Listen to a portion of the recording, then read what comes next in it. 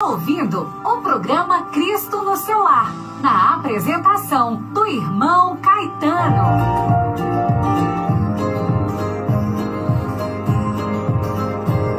Ouça agora uma reflexão da Palavra de Deus para edificar a sua vida.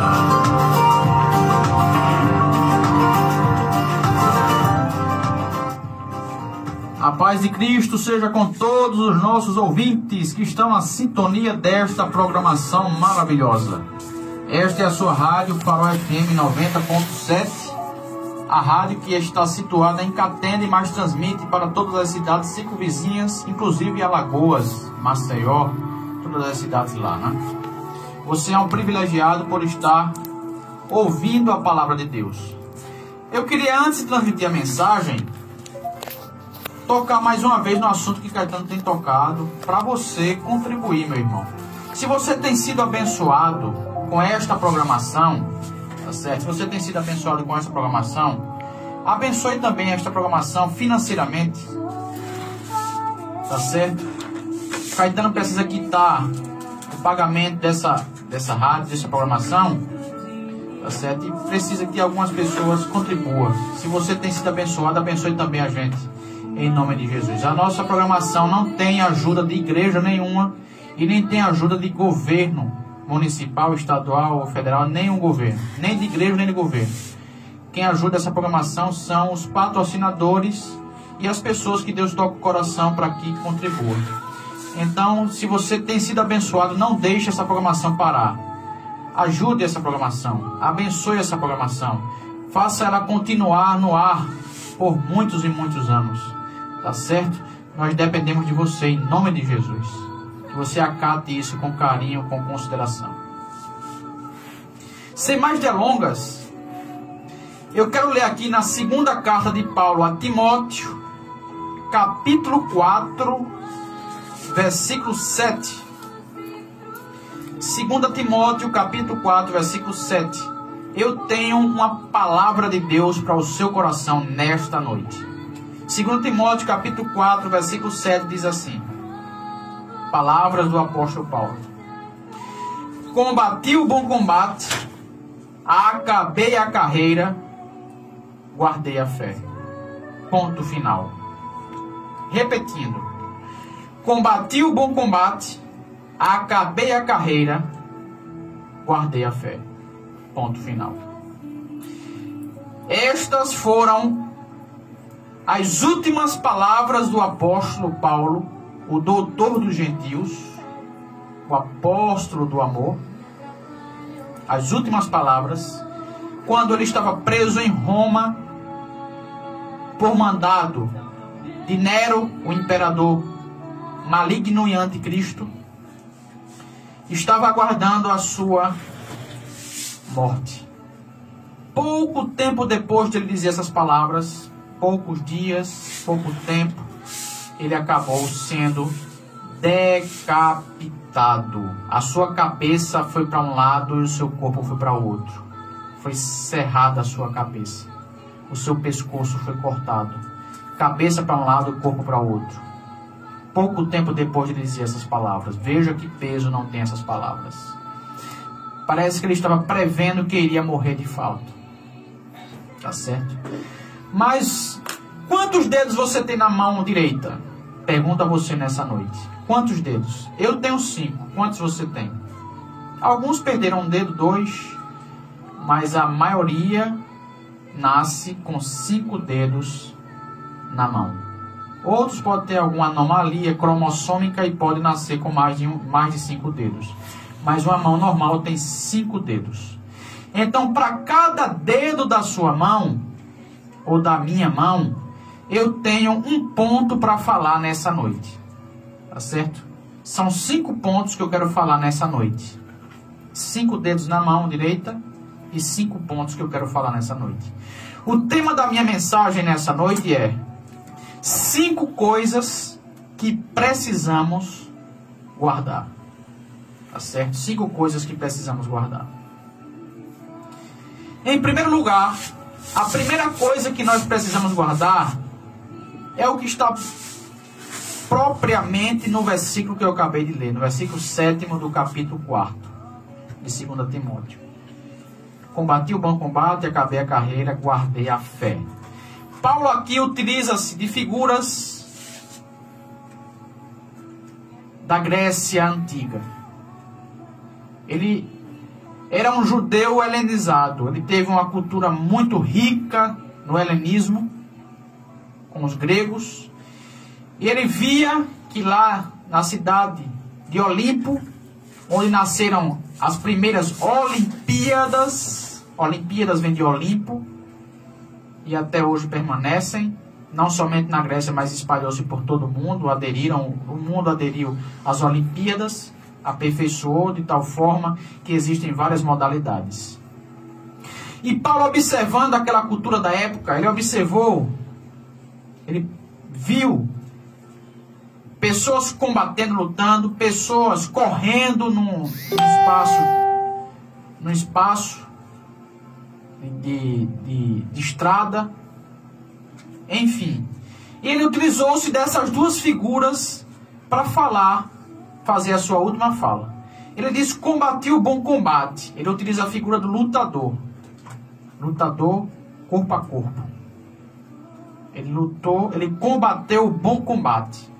Qual foi o combate que ele combateu? A luta contra os demônios. Você sabia que o espinho na carne de Paulo eram demônios que lhe atormentavam? Algumas pessoas têm dificuldade de compreender o que era o espinho na carne de Paulo. Você sabia disso? Algumas pessoas têm dificuldade para compreender o que era o espinho na carne de Paulo. Veja o que Paulo diz aqui em Coríntios, 2 Coríntios 12, versículo 7. E para que não me exaltasse pelas excelências das revelações, foi-me dado um espinho na carne. Aí ele vai explicar o que é o espinho na carne. A saber, o espinho na carne é um mensageiro de Satanás para me esbofetear a fim de não me exaltar. A saber, quer dizer, eu estou explicando que o espinho na minha carne era Satanás para me esbofetear a fim de não me exaltar.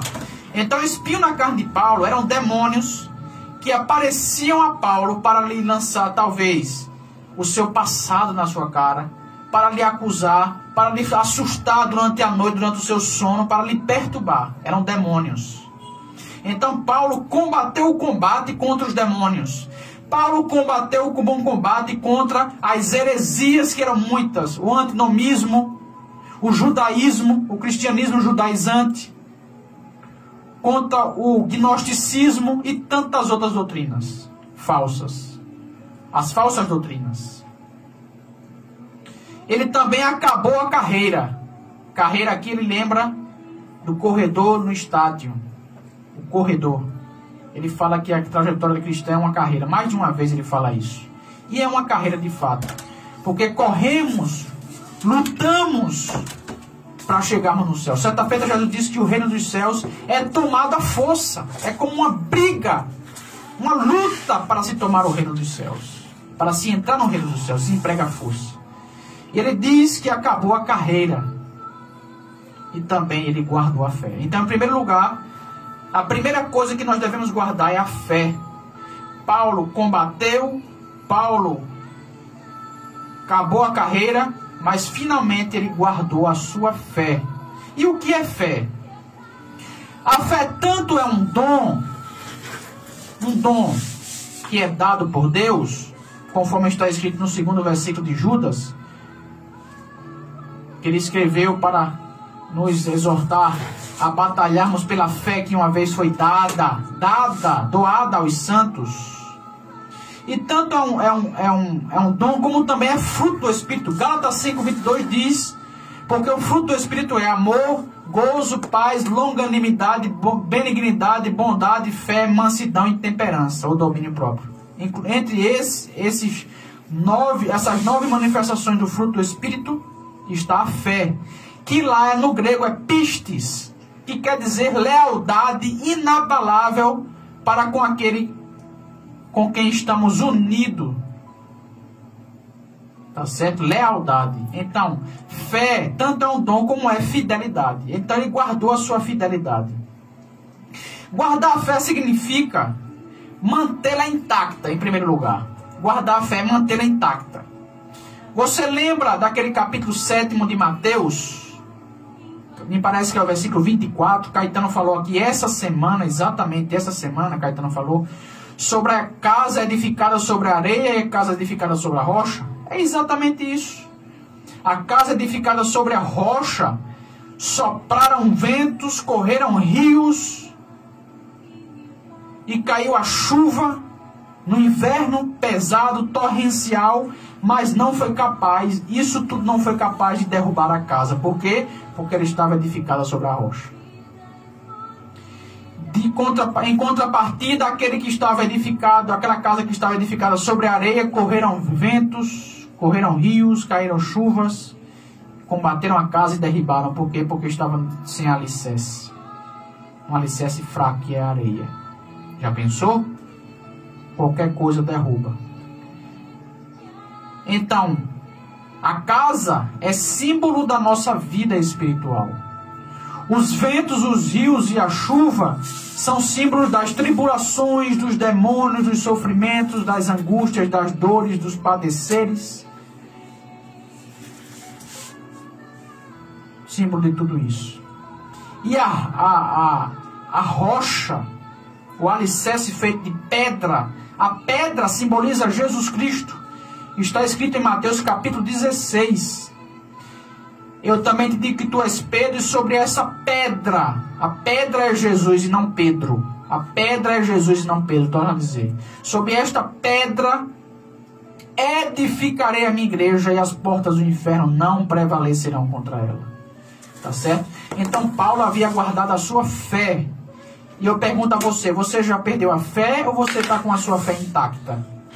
Você perdeu a fé? Será que você largou os caminhos do Senhor por alguma tribulação? Muitas pessoas são convertidas, mas rapidamente deixam os caminhos do Senhor. Por quê? Porque foram atraídas por um evangelho fácil.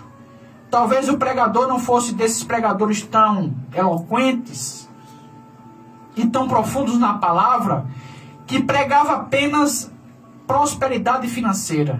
E você foi atraído. Talvez ele disse, vem aqui, em uma semana sua situação financeira vai mudar, você vai ter casa, vai ter carro, vai ter moto, vai ter uma propriedade, você vai ter uma conta bancária gordinha, você vai ser próspero financeiramente. Talvez você foi atraído por esse evangelho. Mas o evangelho de Jesus Cristo não consiste em prosperidade financeira, mas é em prosperidade espiritual. Tá certo? Então, na primeira tribulação que apareceu, você pensou, eu pensei que eu ia ter saúde perfeita e vida financeira abundante, e agora eu estou sofrendo, vou deixar esse caminho porque não dá para mim, é melhor estar no mundo. Você foi atraído pelo evangelho da prosperidade. Mas eu quero te atrair nessa noite, pelo poder do Espírito Santo, ao evangelho da cruz, que está escrito em Filipenses, capítulo 1, versículo 29, que a vós vos foi concedido em relação a Cristo, não somente crer nele, como também padecer por ele. Em João capítulo 16, versículo 33, diz, tenho-vos dito isso para que em mim tenhais paz. No mundo tereis aflições, mas tende bom ânimo, eu venci o mundo. Aflições, padecer por Cristo. No Salmo 37, versículo 18, diz, muitas são as aflições do justo, mas o Senhor o livra de todas. Em Atos capítulo 14, versículo 22, diz, confirmando o ânimo dos discípulos, exortando-os a permanecer na fé, pois que por muitas tribulações nos importa entrar no reino dos céus, por muitas tribulações. Então não é fácil, meu irmão. Evangelho sem cruz não é evangelho. Jesus disse, aquele que quiser vir após mim, negue-se a si mesmo, tome sobre si a sua cruz e siga-me. Evangelho tem cruz. E Paulo foi um dos grandes sofredores pelo evangelho de Jesus Cristo. Mas ele chega aqui no final da sua carta e no final da sua vida dizendo, combati o bom combate, completei a carreira, mas eu guardei a minha fé. E se você observar o versículo posterior, imediatamente posterior, o versículo 8, diz que a coroa da justiça me está aguardada. A coroa da justiça está me aguardando. Está me guardada. A coroa da justiça me está guardada, a qual o Senhor justo juiz me dará naquele dia. Ou seja, a recompensa. Naquela época, a recompensa para os lutadores e para os corredores era uma coroa de louro na cabeça. Uma coroa de louro. Hoje, coroa de prata, ouro e bronze, e até em dinheiro, mas a do cristão não é tudo, não é nada disso. A coroa do cristão é uma coroa de glória, é uma posição de destaque no reino dos céus, é a salvação da sua alma. Então é importante que você, em primeiro lugar, guarde a sua fé. Em segundo lugar, o que é preciso guardar, irmão Charles? Vou dizer a você. Josué capítulo 22, versículo 5, diz assim: então somente tende cuidado de guardar com diligência o mandamento e a lei que Moisés, o servo do Senhor, vos mandou. Guardar o mandamento. Que ameis ao Senhor vosso Deus e andeis em todos os seus caminhos e guardeis os seus mandamentos. E vos achegueis a Ele e o sirvais com todo o vosso coração e com toda a vossa alma. Então, em segundo lugar, uma segunda coisa que você precisa, você e eu precisamos guardar, é os mandamentos de Deus. Os mandamentos de Deus são diversos. Pelo menos em Êxodo capítulo 20, versículo 3 em diante, mostra que são 10. De Êxodo capítulo 20 em diante, passando pelo livro de Êxodo, Levítico e Números, Deuteronômio, temos mais 613 preceitos. A lei de Deus entregue por Moisés eram constituídas de lei moral, cerimonial e civil. Hoje não precisamos mais guardar a lei civil nem cerimonial, apenas a lei moral de Deus, que estão contidas nos 10 mandamentos. De modo que alguém perguntou certa feita a Jesus qual é o maior de todos os mandamentos, e Jesus resumiu em 2. Amarás ao Senhor teu Deus de todo o teu coração e de toda a tua alma, e ao próximo como a ti mesmo. Tá certo? Mas vamos citar os 10 mandamentos, que nós conhecemos eles de cor. Primeiro mandamento: não terás outros deuses diante de mim. Segundo mandamento: não farás para ti imagem de escultura. Terceiro mandamento: não tomarás o nome do Senhor teu Deus em vão. Quarto mandamento: lembra-te do dia do sábado para o santificar. Quinto mandamento: honra teu pai e tua mãe, para que se prolongem os teus dias sobre a terra que o Senhor teu Deus te dá. Sexto mandamento: não matarás. Sétimo: não adulterarás. Oitavo: não furtarás. Nono: não dirás falso testemunho contra o teu próximo. E 10º: não cobiçarás a mulher, nem a casa, nem o gado, nem a fazenda do teu próximo. Nada cobiçarás. Esses são os 10 mandamentos. Desses 10, um é cerimonial, que é a guarda do sábado. Que os cristãos do Novo Testamento, como é a priori, dos 10 mandamentos, quais devemos seguir? De todos os mandamentos que Moisés nos deu, que Deus nos deu por meio de Moisés, para saber se no Novo Testamento nós devemos seguir, é só analisar o que é corroborado, o que é confirmado no Novo Testamento. De todos os 10 mandamentos, apenas a guarda do sábado não é corroborada no Novo Testamento. Jesus diz que eu sou o Senhor do sábado. E Paulo fala de rudimentos fracos, guardar dias, anos e meses. Tá certo? Paulo diz isso. E os cristãos primitivos, eles guardavam o domingo, porque era o dia da ressurreição do Senhor Jesus. Em outra oportunidade eu posso trazer um sermão sobre a guarda do sábado, ou a guarda de outro dia. Qual é a verdade? Os cristãos primitivos é atestado por vários pais da igreja que guardavam, e até pela Bíblia, Paulo fala, há várias referências de Paulo sobre o primeiro dia da semana, que era o dia da ressurreição de Jesus Cristo. O dia do domingo, guardavam o domingo. Então, desses 10, 9 são para serem guardados. E o resumo de todos estes, a guarda do sábado é para ser guardada. Tá certo? Agora, com a flexibilidade para outro dia. Não que seja obrigatório seguir a guarda do sábado como para a salvação. Há algumas religiões que acreditam que a guarda do sábado é para a salvação. Mas não é para a salvação. Tá certo? Se você guarda o sábado, muito bem. Graças a Deus você guarda. Agora não diga que quem não guarda não está salvo e que você, só porque guarda o sábado, você vai ser salvo. Não. A salvação não consiste nisso. Tá certo? Então, meus amados irmãos, em segundo lugar é a guarda dos mandamentos. E Jesus resumiu os 10 mandamentos em 2. Amarás a Deus sobre todas as coisas e ao próximo como a ti mesmo. Em terceiro lugar, o que precisamos guardar? A terceira coisa que precisamos guardar. Provérbios capítulo 21, versículo 23. Provérbios capítulo 21, versículo 23. Diz assim: o que guarda a boca e a língua, guarda das angústias a sua alma. Veja que versículo interessante.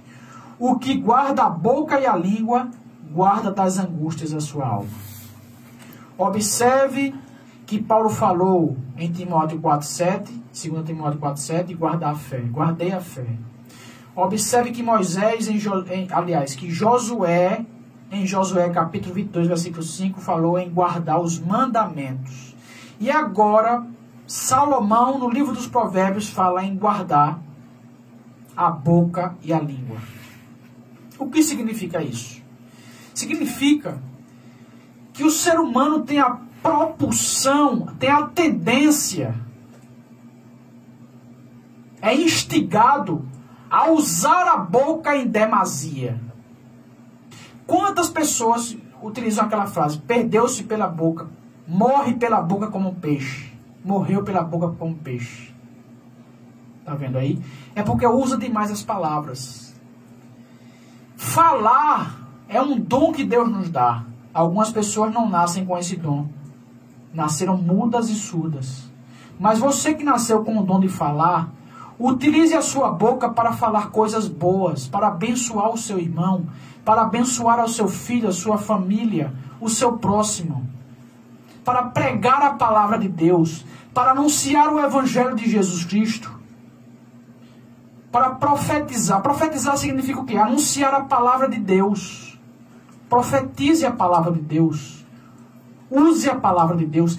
Cante louvores, faça orações, faça intercessões com a sua boca. Agora, guardar a boca significa o quê? Ter cuidado. Eu quero definir, eu não defini no início a palavra guardar, mas eu quero definir agora o que significa a palavra guardar. A palavra guardar, segundo o dicionário da Academia Brasileira de Letras, escrito por Evanido Bechara, ele definiu guardar como vigiar para defender, proteger, preservar, tomar conta e zelar por algo. Veja que definições tem a palavra guardar.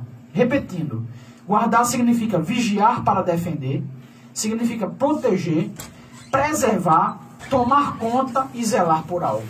Tudo isso significam a palavra guardar. Tá certo? Por que guardar a boca? Porque da boca procedem muitas coisas ruins. Tiago disse que não é justo que saiam da mesma boca, da mesma fonte, água salgada e água doce, água amarga e água doce. Não é justo que isso aconteça, mas é o que acontece de fato. Ele disse que não é justo, não é viável, mas é o que acontece de fato. Veja só. Da boca podem sair alguns pecados. Por exemplo, a murmuração. Você sabia que o pecado da murmuração foi a causa precípua? Foi a causa precípua, a causa principal dos israelitas não entrarem em Canaã? Você sabia disso, que a murmuração foi a causa principal dos israelitas não entrarem em Canaã? Caetano pregou aqui essa semana sobre isso também. Além de ter pregado sobre a rocha, ele pregou também sobre capítulo 13 de Números. Veja, foram enviados espias e eles trouxeram um relatório. 10 disseram, não vamos subir. Se fosse pela prosperidade, nós iríamos subir agora, porque é uma terra próspera. Veja o cacho de uva que trouxemos carregado por 2 homens nos ombros. Que cacho de uva gigantesco. Imagine cada tamanho que era a uva. A prosperidade de leite, mel, de água em abundância, de terra farta, de árvores frutíferas, de animais animais saudáveis e gordos e maravilhosos, terra próspera. Entretanto, lá habitam gigantes, os filhos de Anak, e nós aos olhos deles somos como gafanhotos. E não vamos vencer, meus amados. A murmuração. Quando faltava água, eles murmuravam.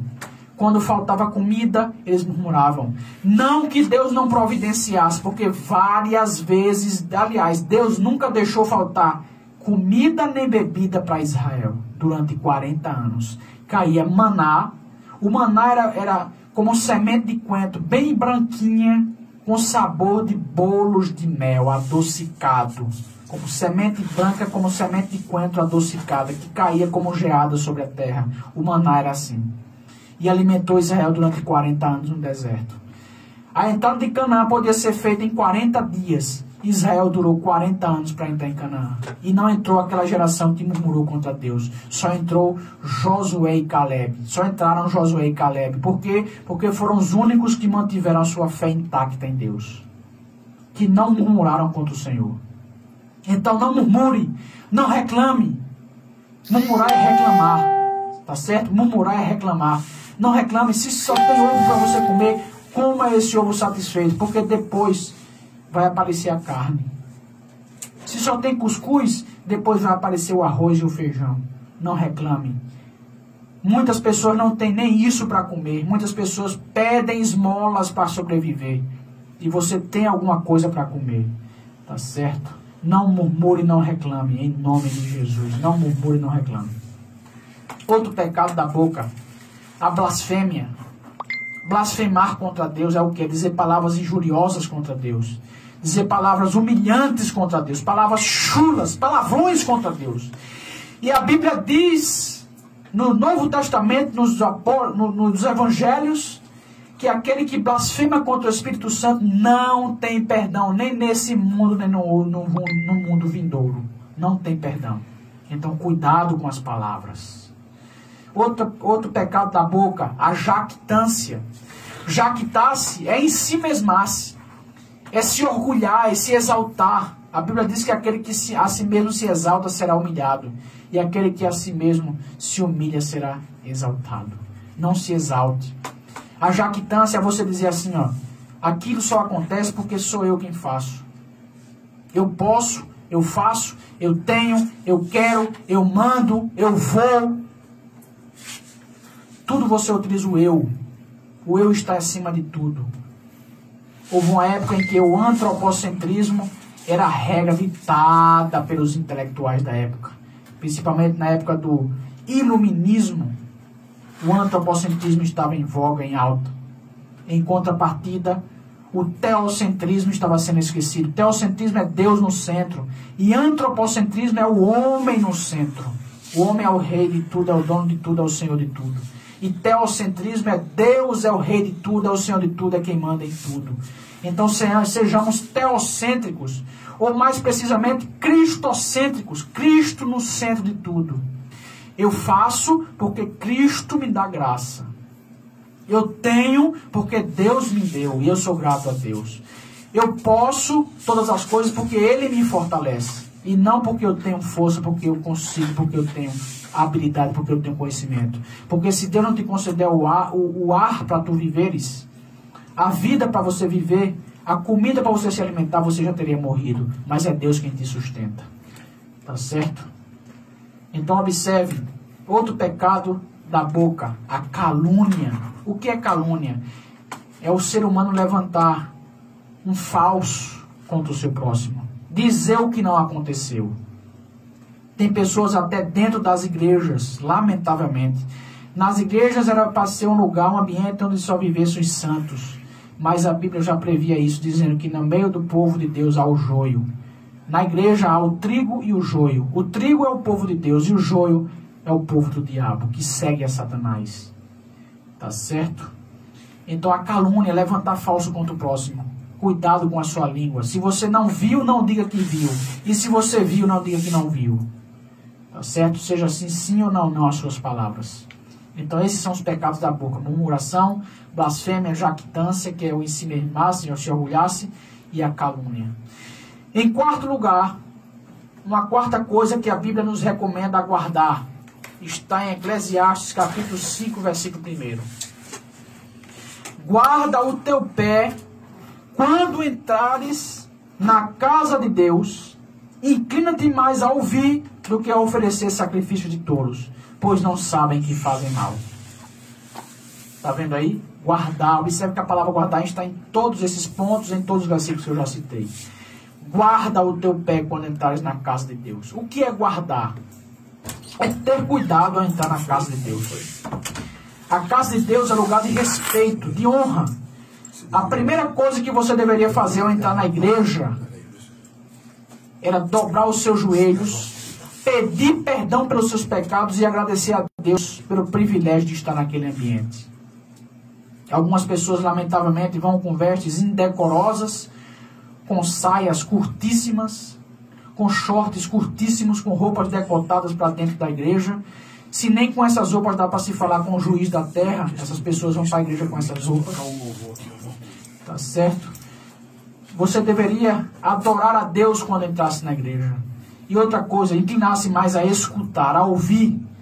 Se fosse para você falar mais e escutar menos, você teria 2 bocas e 1 ouvido. Mas você é ao contrário, você tem 2 ouvidos e 1 boca. É para você ouvir mais e falar menos.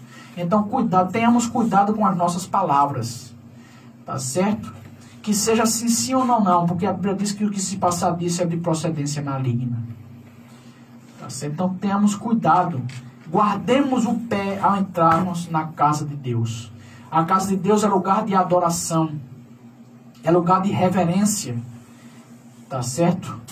É lugar de oração, é lugar de adoração a Deus. Então, tenhamos cuidado ao entrarmos na casa de Deus. Temos o maior respeito ao entrarmos na casa do Senhor nosso Deus. É lugar de reverência, de adoração e lugar de escutar mais e falar menos. Tá certo? Se fosse para nós falarmos mais, teríamos 2 bocas e 1 só ouvido. Mas temos 2 ouvidos e 1 boca. Atente para isso. E para finalizar o meu sermão, em quinto e último lugar, está escrito em Provérbios capítulo 4, versículo 23. O seguinte: sobre tudo que se deve guardar, guarda o teu coração, porque dele procedem as saídas da vida. Em outra versão diz assim: sobre tudo que se deve guardar, guarda o teu coração, pois dele depende toda a sua vida. Então, por que Salomão nos recomenda guardarmos o coração? Esse coração aqui que Salomão se refere, ao qual ele se refere, não diz respeito a esse músculo que você tem no peito, que bombeia sangue para todo o seu corpo. Não. Coração aqui não é esse músculo que bombeia sangue. Coração aqui, para Salomão, ele tinha em mente o seu intelecto, a sua mente. Tá certo? A sua mente. E a mente abarca intelecto, vontade e sentimentos. Você sabia disso? Quando se fala de coração, diz respeito ao intelecto, à vontade e aos sentimentos. Então, eu queria dizer algumas coisas para finalizar. Quanto ao intelecto, não pense na morte. Na morte. Tem pessoas que vivem pensando na morte diuturnamente. Ai meu Deus, se eu morrer, o que vai acontecer comigo? Só se você não tiver segurança do que vai acontecer com você quando você partir. Aí você deve pensar. E pensar em servir a Deus, para que a sua alma não seja perdida no inferno. Outra coisa, suicídio. Tem pessoas que nesse exato momento estão pensando em se suicidar. Você sabia disso? E se você é uma dessas pessoas, desista agora, em nome de Jesus Cristo, de se suicidar. Sabe por quê? Porque não é viável. A sua alma vai ser perdida no inferno. Quem tem o poder para tirar a sua vida é Deus. Se a sua situação está difícil, Deus pode mudar a sua situação da noite para o dia. Se você tem vida, não procure a morte, procure viver mais. O que você está passando, tem pessoas que já passaram da mesma forma, ou passaram piores do que você. O próprio apóstolo Paulo, que nós vimos aqui, ele sofreu sofrimentos terríveis. Foi chicoteado mais de 50 vezes. Foi apedrejado, varas nas suas costas, nos seus lombos. Apedrejamento, passou fome, nudez, escassez, sede, frio, escassez de roupa, de comida. mas ele não desistiu de viver. E por que você quer desistir de viver? A sua vida é importante. Deus tem um plano para a sua vida. A sua vida é importante para Deus. Não desista de viver. Deus tem um plano na sua vida. Torne-se um pregador do Evangelho de Jesus Cristo. Se a sua situação está difícil, Deus pode mudar a sua situação. Você não está sofrendo sozinho nesse mundo. Tem pessoas que estão sofrendo mais do que você. Você pode ter perdido o emprego. Tem pessoas que estão com câncer em estágio terminal. E nem por isso estão blasfemando de Deus, reclamando da vida. Se você está com câncer em estado terminal, não pense na morte. Deus pode te sarar, te curar, te dar vida. Não tire a sua vida por nada. Em nome de Jesus Cristo. As estatísticas mostram que são muitas pessoas que tiram a vida. Não seja mais um nessa estatística, mas procure servir a Deus. Para você vencer essa situação, se entrose com os irmãos da igreja. Procure ler as palavras de Jesus Cristo, a Bíblia Sagrada, principalmente os evangelhos, Mateus, Marcos, Lucas e João. Leia os 4 evangelhos para se inteirar das palavras alentadoras, acalentantes de Jesus Cristo. Então, intelecto, não pense na morte, em suicídio. Não pense no passado. O que passou, passou, não importa. O que importa é a sua vida agora. Paulo dizia assim aos Filipenses: quanto a mim, não julgo que eu haja alcançado, mas uma coisa faço, e é que, esquecendo-me das coisas que para trás ficam e avançando para as que estão diante de mim, prossigo para o alvo pelo prêmio da soberana vocação em Cristo Jesus. Ele procurava o alvo que era Jesus Cristo e não pensar no passado. Outra coisa, não pense para baixo. Pense para cima, pense positivo. Se a situação hoje está difícil, amanhã pode melhorar. Pode, não vai melhorar. Tenha pensamentos positivos. Tá certo? Tenha fé em Deus. A vida não acabou. Se a vida não acabou, você tem a oportunidade de mudar de vida. Você deve ter esperança. Ter esperança. Certa vez o escritor disse, bíblico: quero trazer à memória apenas o que me traz esperança. O escritor de Lamentações, foi Jeremias quem falou: trazer à memória apenas o que me traz esperança, apenas o que me traz esperança, apenas o que me traz esperança. Tá certo? Tenha fé em Deus. Deus pode mudar a sua situação. Ele vai mudar se você não desistir de lutar. A Bíblia está cheia de versículos que mostram que a gente não desista, não desista, não desista. Tá certo? Não desista de lutar. A Bíblia diz em Eclesiastes capítulo 3 que para tudo há um tempo determinado, e há tempo para todo propósito debaixo dos céus. Há tempo de nascer e há tempo de morrer. Há tempo de plantar e há tempo de colher. Há tempo de levantar e há tempo de derribar. Há tempo de dormir até. Não está lá, mas existe. O tempo de dormir é o tempo de acordar. Há o tempo de empobrecer, há o tempo de ganhar dinheiro. Há o tempo de prosperar. Vai chegar o tempo de prosperidade na tua vida. Vai chegar o tempo do sorriso na tua vida. Tua vida vai mudar. Tenha fé em Deus. Não desista de lutar. Acredita em Jesus Cristo. Ele pode mudar a tua situação. Não desista por nada de Deus. Tá certo? Então guarde, preserve o seu coração. Olha o que Salomão disse: sobre tudo.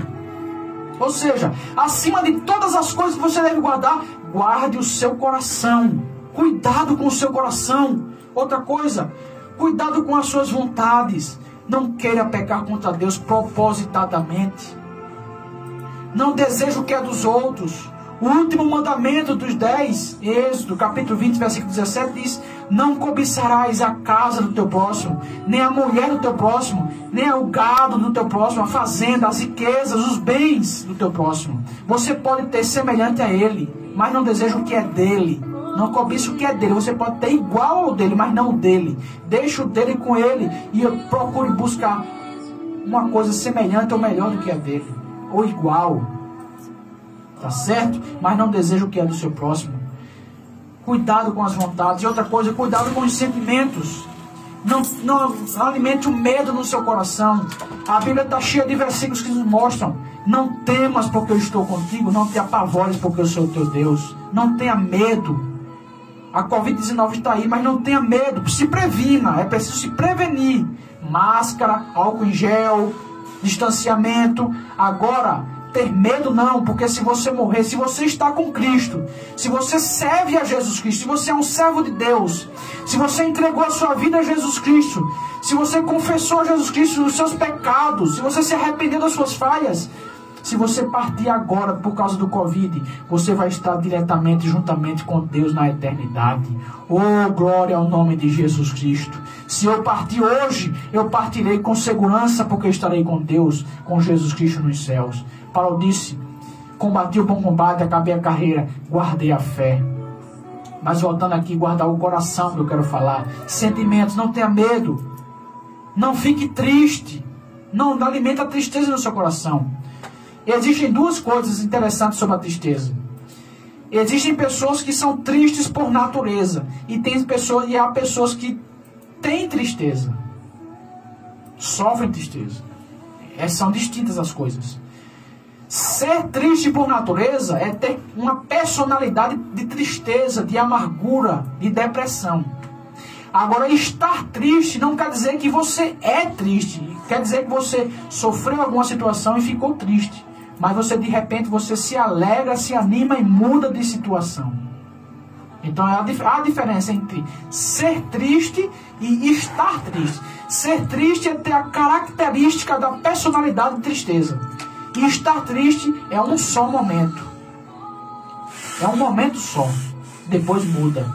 Então que você não tenha personalidade de tristeza. Mas que se você está triste agora, você mude em alegria a sua tristeza. E vou finalizar agora. Não se sinta inferior nem incapaz. Você pode conquistar. Você pode alcançar. Se o seu irmão alcançou, você também pode alcançar. Em nome de Jesus Cristo. Então fica aqui esse sermão. 5 coisas que precisamos guardar. Em primeiro lugar, a fé. Em segundo lugar, os mandamentos. Em terceiro, a boca. Cuidado com a boca. Em quarto lugar, guardar o pé ao entrar na casa de Deus, na igreja. E em quinto e último lugar, guarde o seu coração contra todas as intempéries. Que Deus abençoe a todos. Em nome de Jesus Cristo. Amém.